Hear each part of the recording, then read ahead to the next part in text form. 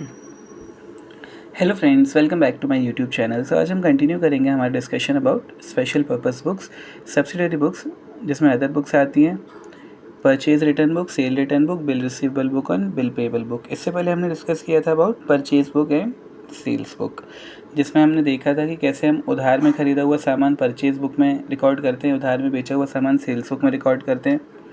उसके बाद आती है परचेज रिटर्न बुक। अगर आपने कुछ ख़रीदा उधार में, ऐसा हो सकता है आप कल को उसे वापस करें, तो वो क्या कहलाएगा? वो परचेज रिटर्न कहलाएगा। इसके कॉलम बनते हैं total 6। Date, particular, debit note number, ledger folio, detail amount. Debit note एक नया टर्म है। डेबिट नोट तब होता है जब परचेज रिटर्न होता है। वो परचेज रिटर्न को दिखाता है कि हमने आपको कुछ रिटर्न किया है। तो परचेज़र, ये थोड़ा ध्यान से सुनिएगा, परचेज़र जब आप ख़रीदते हैं कुछ किसी से तो दो तरीक़ों से ख़रीदते हैं, कैश और क्रेडिट। अगर आप क्रेडिट में ख़रीदे हैं तो एंट्री करते हैं परचेज़ टू क्रेडिटर। तो क्रेडिटर क्यों कब क्रेडिट करते हैं? क्योंकि आप क्रेडिटर को बढ़ा रहे हैं। तो डेबिट नोट मतलब अब आप उस क्रेडिटर को डेबिट करके कम कर दीजिए। तो ये होता है परचेज रिटर्न का लॉजिक। इसके बाद जब सेल्स बुक देखेंगे ना तो इसका ठीक उल्टा होगा, वहाँ पे क्रेडिट नोट आ जाएगा, सेल्स रिटर्न बुक में क्रेडिट नोट आ जाएगा। तो परचेज रिटर्न बुक में बेसिकली कॉलम होते हैं date, particular, debit note number, ledger folio, details and amount.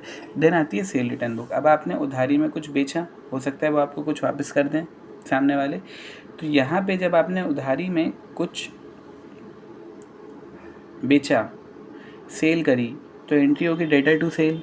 अब डेटर टू सेल मतलब डेटर को मैंने डेबिट करके बढ़ाया, पर जब मैं सेल करूँगा तब मैं डेटर को डेबिट करूँगा। अब सेल का उल्टा होता है सेल्स रिटर्न। तो जिस डेटर को मैंने डेबिट किया था उसे मुझे कम करना पड़ेगा। तो डेबिट करके बढ़ाया था ना, क्रेडिट करके कम कर देंगे। तो सेल रिटर्न में क्रेडिट नोट आता है। इसे ऐसे ही याद रखना है कि सेल रिटर्न में क्रेडिट नोट आता है और परचेज रिटर्न में डेबिट नोट आता है। तो सेल रिटर्न में क्रेडिट नोट के अलावा क्या क्या कॉलम होते हैं? Date, particular, credit note number, ledger folio, details and amount. Then आती है bill receivable book and bill payable book. Bill receivable book, negotiable instruments act 1881 आपको बताता है बेसिकली तीन टाइप के नेगोशिएबल इंस्ट्रूमेंट होते हैं: promissory note, bill of exchange, cheque. Section 5 of negotiable instruments act 1881 आपको बताता है बिल ऑफ एक्सचेंज के बारे में। बिल ऑफ एक्सचेंज बेसिकली दो टाइप के होते हैं: bill receivable and bill payable.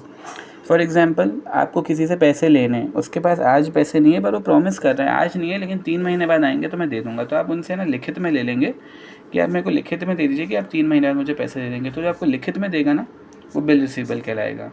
इसमें कॉलम क्या कहेंगे? Serial number, date, name of accepted, date of bill, tenure मतलब कितने महीनों बाद वो मैच्योर होगा, डेट ऑफ मैच्योरिटी, जैसे अभी से 3 महीने बाद मैच्योर होगा।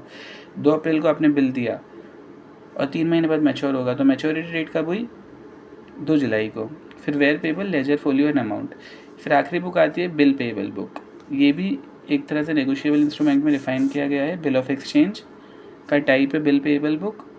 बिल पेबल ये बताता है कि अब हमें किसी को पे करना है पर मेरे पास अभी पैसे नहीं है, पर मैं प्रॉमिस कर रहा हूँ भाई अभी पैसे नहीं है, 3 महीने बाद आ जाएंगे तब पे कर दूंगा। तो वो मुझे बोलेगा कि आप लिखित में दे दो, तो मैं लिखित में जो दूंगा ना वो बिल पेबल कहलाएगा। इसमें कॉलम आते हैं serial number, bill number, date, name of drawer, ledger folio, name of pay, term, कितने महीनों बाद वो मैच्योर होगा, due date, where payable, amount and remarks. So ये थे हमारे further discussion about subsidiary books, जहाँ पे हमने डिस्कस किया purchase return, sale return, bill receivable and bill payable books के बारे में। That's it guys, thank you so much.